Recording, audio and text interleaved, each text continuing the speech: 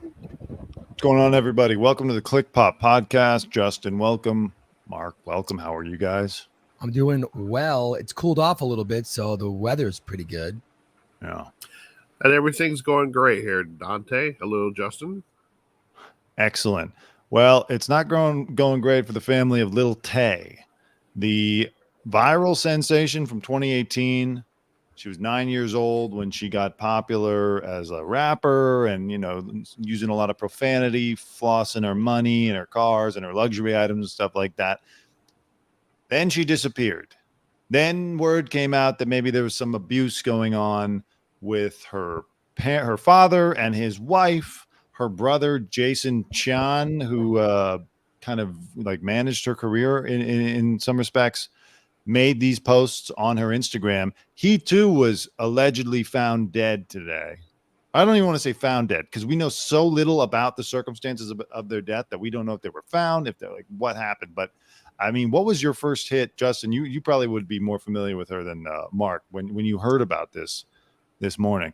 Yeah, I mean, the whole story going. If you back up on this whole story, there was we weren't getting the full story about what was going on because I remember she was driving around a Ferrari and then they came out that the mother had taken it from someone and then let her drive it, but they were trying to make it look like it was her Ferrari.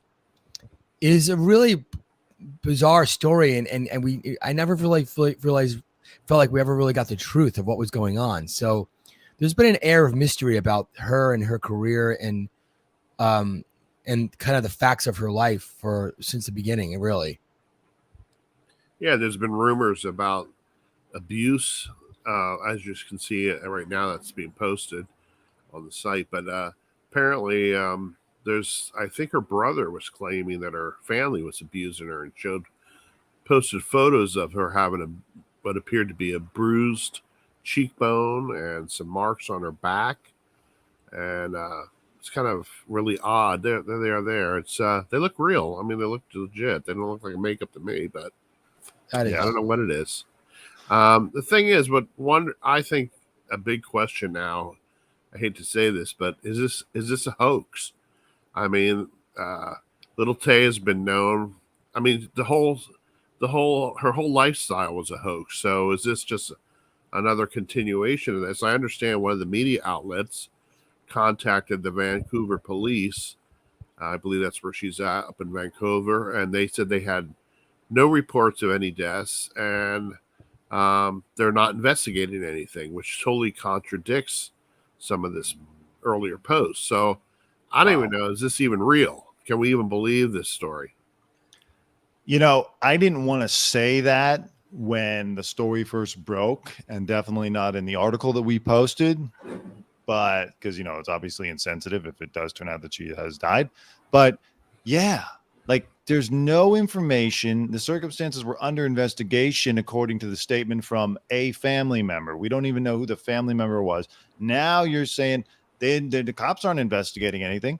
If this is a hoax, which they've been accused of hoaxing before, even the abuse stuff and the subsequent GoFundMe that was started by her brother to help free Lil Tay, they were accused of hoaxing that, So if this is a hoax, this is going to backfire so badly in whoever's idea this was face. Like you can't be a girl who pretends to be abused, or not even pretends to be abused, but like, asserts that you've been abused and then fake your death. And then like there's an outpouring of grief and sympathy. And then you come back like, it was all to announce a relaunch of my new personality. I'm no longer Lil Tay. I'm, living Tay. Well, apparently, I think it's okay to talk about the possibility of a hoax now because her former agents, or one of the people who claim to have been representing her, claims that he tried to track down information and he cannot clarify that there's any deaths here. And so I think this is a legitimate question now. Is this whole thing a hoax? I mean, where is the evidence? And we don't know anything about this. I looked online. People are just saying it's a suicide. It was a boating accident. I mean, nobody seems to really have any information. Everybody seems to just be repeating things they heard. I'd like to see somebody, the family or somebody, come forward with some more information. Yeah, the thing that set off alarm bells on the internet was that her brother was also announced to have died. Like both of them at the Well, same time. if it was a car accident, then that would, or a boating accident, then that would explain that. Or a murder suicide. That's what another thing they were speculating. Right. Yeah. That would explain It's a that. really odd story. I feel like Did you ever get a chance? Did you ever meet her? Any of you guys? I never met her. Jason No. or I Dustin? don't You ever got a chance? think so. Jason, did you meet her? No. Jason. I don't Dustin. think. Yeah, sorry. I interviewed Bad Baby many times. Yeah, so have I. Yeah. Whoa, Vicky, all of the class of people that were kind of in the same vein. They're always around. That's why they're always around. Yeah, I'm sure that our old employer had an interview with her at some point, but I don't think I ran into Lil Tay. Yeah, I don't know. I don't remember ever meeting her or interviewing her. So, yeah. I mean, honestly, you got to give credit to them in a way that they were one of the first people on social media to really see the potential of social media, and they created this fake character which totally blew up. I mean, I really wasn't even paying that much attention to Instagram or TikTok or any of these social media sites, and all of a sudden these people were becoming big social media stars. So one of the first massive social media stars, and you got to give them credit for 2 kids to actually develop this character, which is, I'll be honest with you, it was a little on the funny side. I had the 9-year-old kid being a rapper. It was kind of interesting at the time, and it just shocked the world. Yeah, I mean, same thing with Bad Baby too. But those, I mean, when you kind of do a little more research and dive a little deeper, you see that it's really the parents that are behind this stuff. Pushing these kids to make money, kind of their meal ticket, so to speak. Yeah, I mean, especially with Lil Tay, because she was 9. Bad Baby, from my experience, I think that was just her personality, and then she hooked up with the right management people, and they kind of created a whole brand. Which that mom was always around, though, was always there, and she would like guide her, and she'd go and talk to her mom and come over and do the interview. I think that was a coordinated thing through her folks. Like, I think.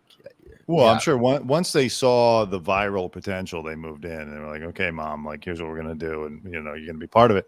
And same with Whoa, Vicky. I think that's just their personality. Lil Tay, though, what became more insidious about it was that a video leaked at one point of her brother instructing her on what to say and how to do it. And so people started to be like, okay, so we see what's going on. They're using her. They're pushing her to do this stuff, and then the abuse pictures come out, and it's just like a poor girl is just being forced to pretend to be this character and exploited for the money. And then, of course, she disappeared. She left the life behind, I guess, because her father got custody and he allegedly didn't like what she was doing. I want to read what the manager was saying. So, manager says, I have been in communication with individuals who have an intimate understanding of the family's situation. Given the complexities of the current circumstances, I am at a point where I cannot definitively confirm or dismiss the legitimacy of the statement issued by the family. I will neither deny nor will I confirm. I mean, look, and especially if it was a boating accident, I feel like there would be some record of that. Or a car already. Accident. Yeah. Or a car accident. Murder, sounds suicide. like a Trump lawyer. Yeah. Yeah, definitely not a Biden lawyer. Those guys are on the up and up, Mark. Yeah. Murder, suicide, Ridiculous. or maybe overdose. I mean, listen, fentanyl is taking everybody out these days. Could always be something like There's that. a whole story there's another whole rabbit hole that it was a jet ski crash. I don't know. Yeah, I've seen this stuff on social media. People are just completely speculating. I did some searches. I couldn't find any news report whatsoever. The whole thing is very suspicious. I mean, I hope it's not true, to be honest with you. I mean, it's she's a young girl, and he's her brother's young man as well, and it's would be very sad if this happened. We seem to be having a lot of celebrities die lately. Well, but get how weird it gets now. Okay. This is from the Daily Beast, by the way. The manager said that he had enlisted the help of his personal psychic, who suggested that the initial news might not be entirely accurate. The psychic said, "When I look at the messages, I don't sense any soul crossing the line to another dimension. I pick up something not very real about the statement." And when asked if there's a chance that Tay and her brother could still be alive, she says, "The two persons mentioned, I think that one is on the brink of crossing the line, but the other one, I don't see it anymore." What the hell does that mean? Well, I mean, if the psychic said it, then we know it must be real.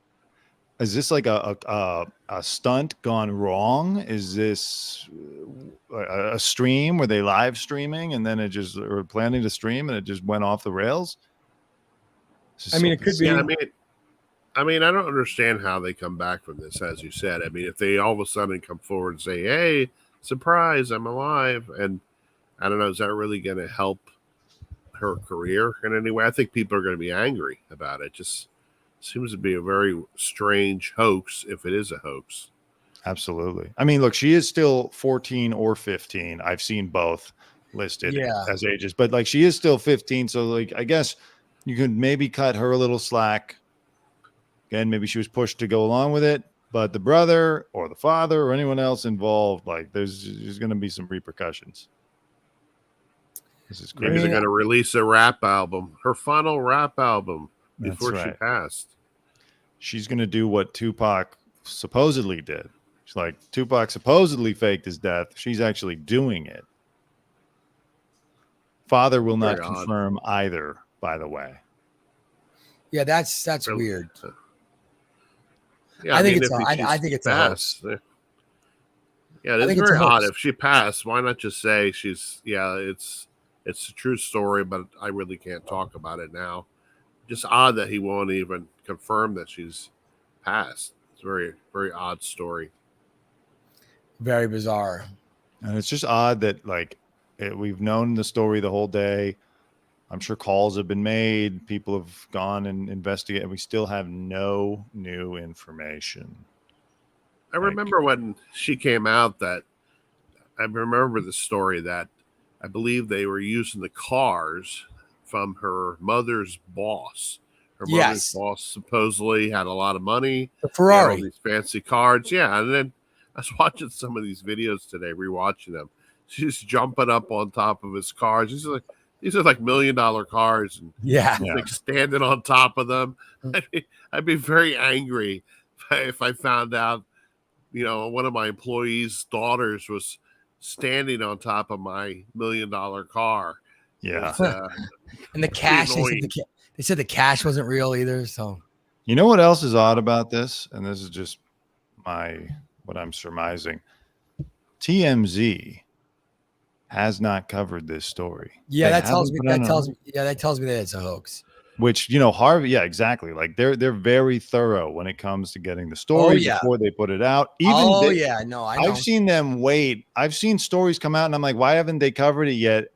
And it's like, yeah, they're waiting to really confirm. So that tells me a lot that Harvey doesn't think this is the full story yet. And he's not even going to waste his time. They haven't even touched the story at all in any capacity. I mean, that's interesting. I never had the opportunity to work at TMZ like you guys. Maybe you could give us a little background on how something like this would come down at a place like TMZ. Well, I'm sure they're aware of it. They're certainly aware of it, and they've covered Lil Tay in the past. But they like to make sure that they've got the story. Sometimes now I've noticed, as I said, even at the expense of being first with the story, they will be sure that they've got all the details, or maybe they'll get even some information that wasn't released yet before they go to press. And this story's been out all day. There hasn't been anything about it on there. This story is right up their alley. They've covered the other deaths of today, like Robbie Robertson, and talked about Sandra Bullock's partner and all that kind of stuff. Like Sugarman Rodriguez also died today. The guitar player. I don't know if you know who he is. A documentary was made about his life. He was like an unknown musician here. He released a couple albums that bombed in the U.S. and then became a big star over in Africa. Didn't even know it. And then he was discovered. Random. Yeah, it was such a weird thing. He became a massive star in Africa, and then people tracked him down here in the U.S. and hey, like the whole continent, like the whole. He was a star in the whole continent of Africa. I mean, there's 50. I believe it was like South Africa or just one country, but he was a massive star on radio, and people like played his records over there, and they tracked him down, and he had no idea.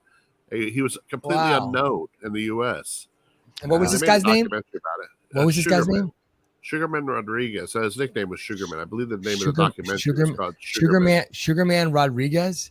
Yeah, he passed away. He was partially blind, almost blind, I believe. I never got a chance to meet him.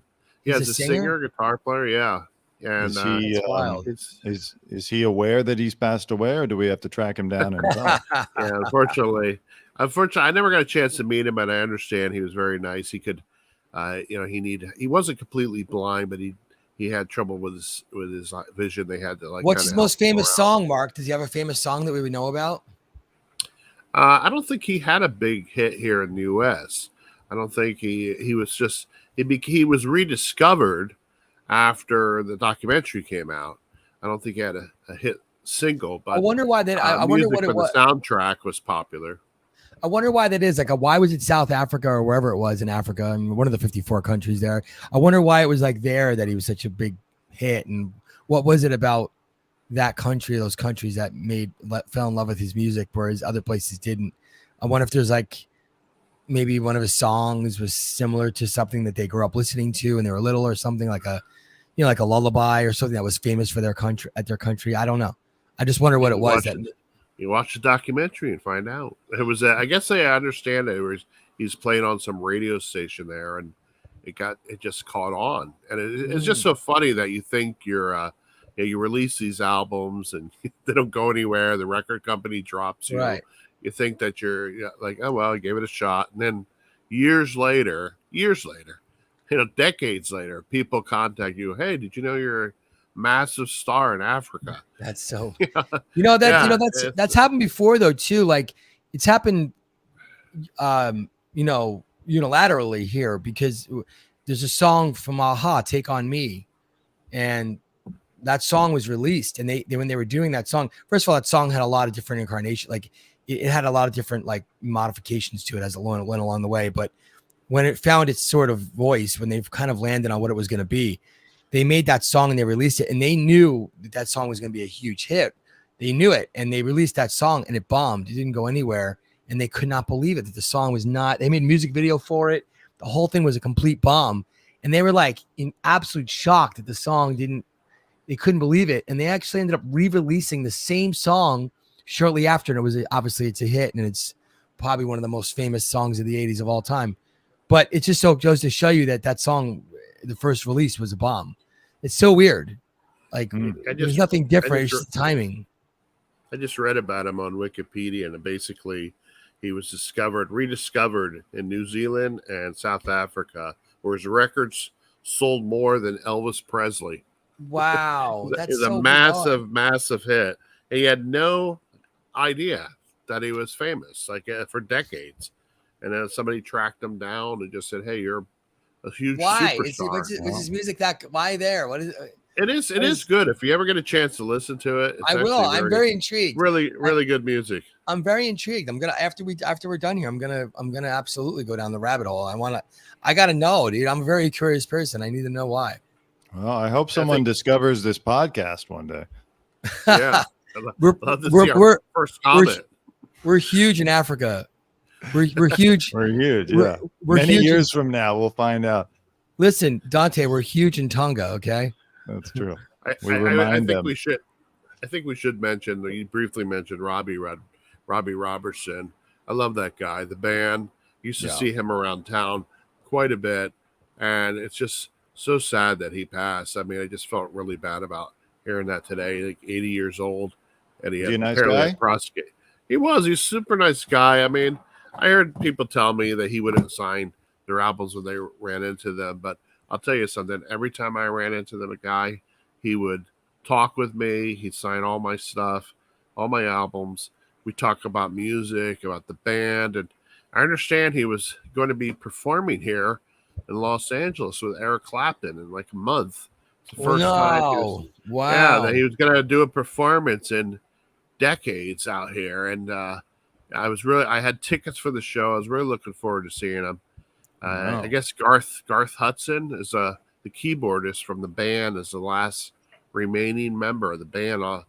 A couple of them died fairly young, and there's like I think 5 of them, and Garth Hudson is like I think at 86 or something like that, 87. He's pretty old, and it's ironically he's the oldest member of the band. But I guess I was reading Robbie completed. He did the movie The Last Waltz with Martin Scorsese. That the movie was based on the band, his band, or he was one of the members of the band. Yeah. But I guess he just did the soundtrack for Scorsese's new film with Leonardo DiCaprio and Robert De Niro. So we're going to get a chance to hear some of Robbie's music when that film comes out in October. I wonder how Bob Dylan feels when he sees members of the band dying, because they were his backing band, right?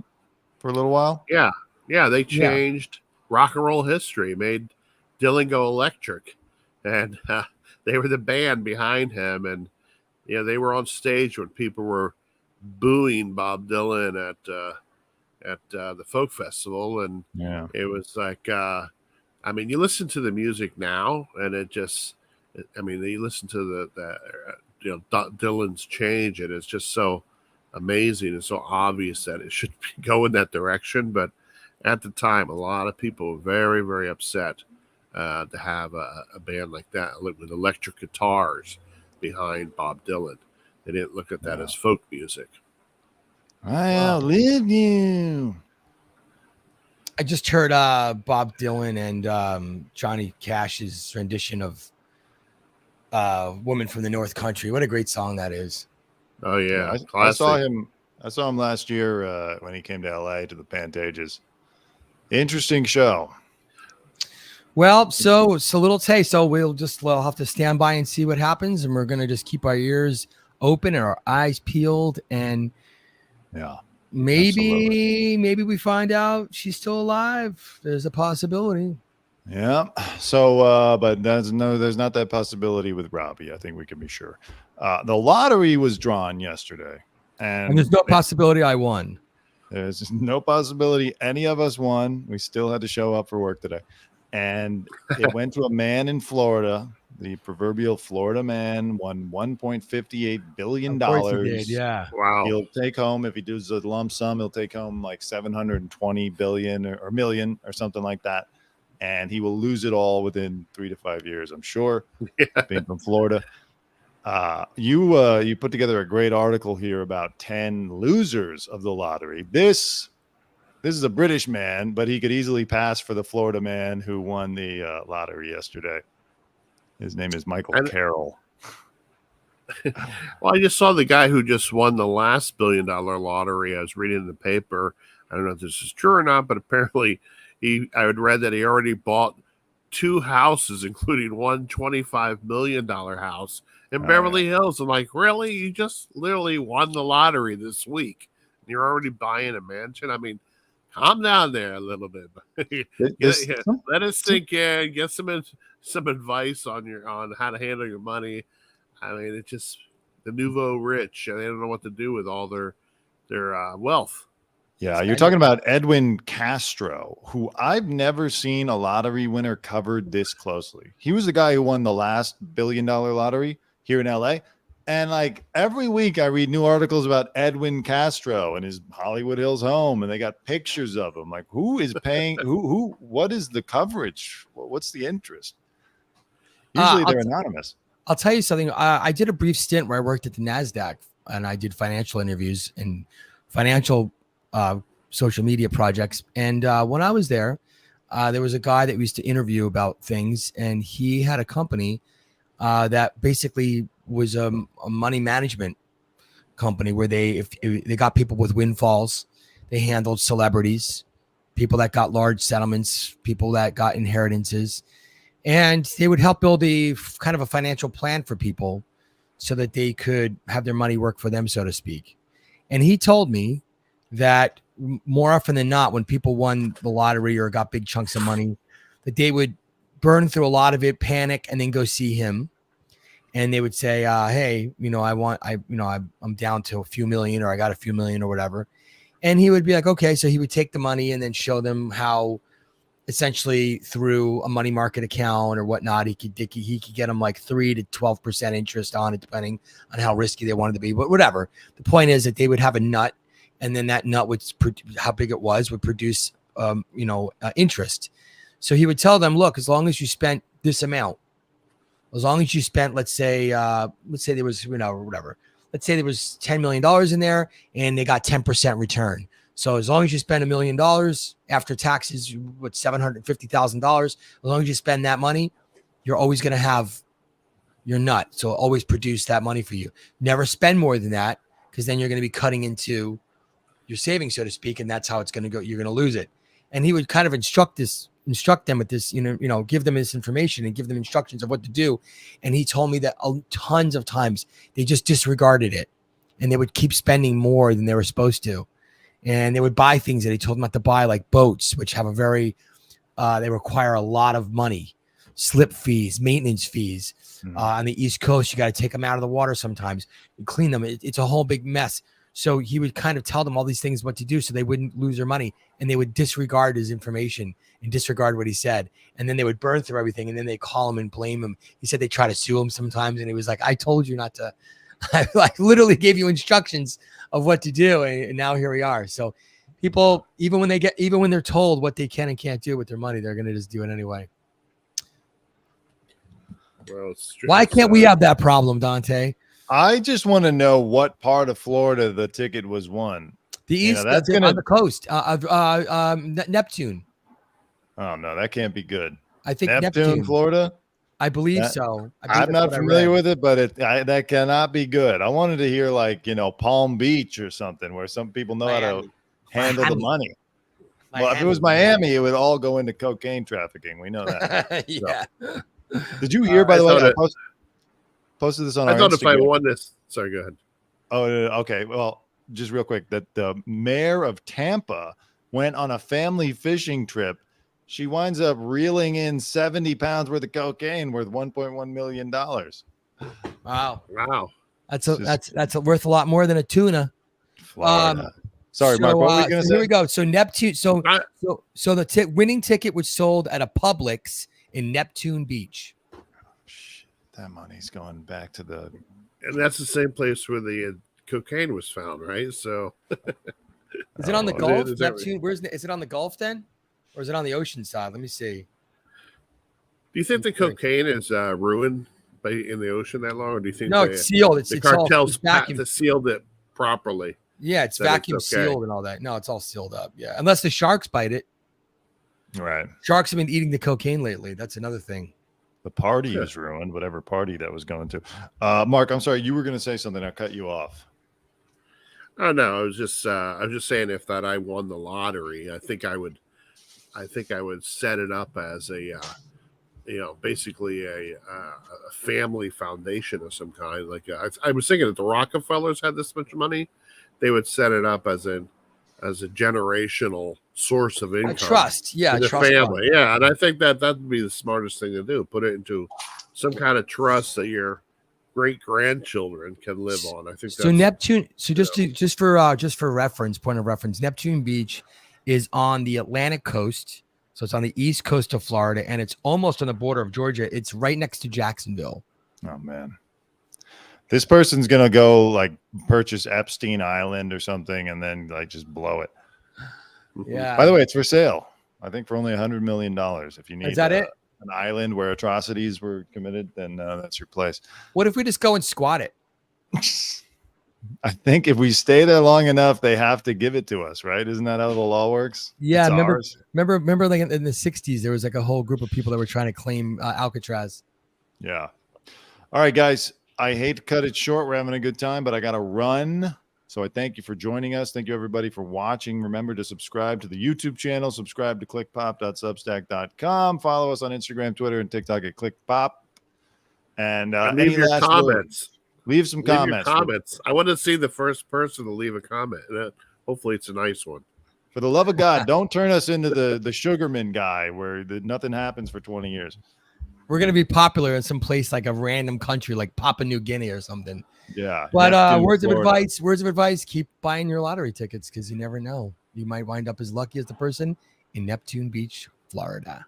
That's true. Take care, everybody. All right. We'll see you guys on the next episode. Thank you.